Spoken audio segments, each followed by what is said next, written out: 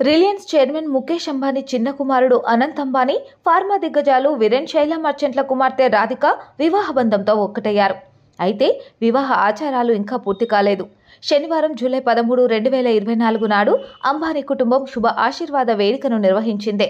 ఈ వేడుకకు చాలా మంది సెలబ్రిటీలు, ప్రముఖ రాజకీయ నాయకులు, క్రికెటర్లు హాజరయ్యారు. ఇప్పటి వరకు ప్రధాని మోదీ, ఎంఎస్ ధోని, టాలీవుడ్ నుండి Venkatesh and family, director Atlee, Chandrababu Naidu, Pawan Kalyan, Mary Kom, Sania Mirza, Arjun Kapoor మరియు షారుఖ్ ఖాన్ ఇంకా చాలా మంది ప్రముఖులు హాజరయ్యారు. అనంత్ అంబానీ రాధిక మర్చెంట్ శుభ ఆశీర్వాద కార్యక్రమంలో వెటరన్ క్రికెటర్ ఎంఎస్ ధోని ఆశీర్వాద కార్యక్రమంలో లేత గులాబీ రంగు కుర్తా పైజామా ధరించి కనిపించాడు. అతని భార్య సాక్షి ధోని స్లీవ్లెస్ వైట్ సూట్ ధరించి కనిపించింది.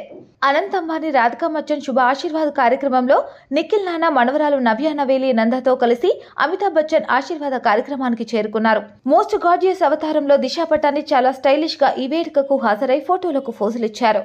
అనంత్ అంబానీ రాధిక మర్చెంట్ శుభ ఆశీర్వాద కార్యక్రమంలో రజనీకాంత్ వైట్ కలర్ పట్టుపంచ, soft and silky white colour shirt సాంప్రదాయ దుస్తుల్లో కనిపించారు.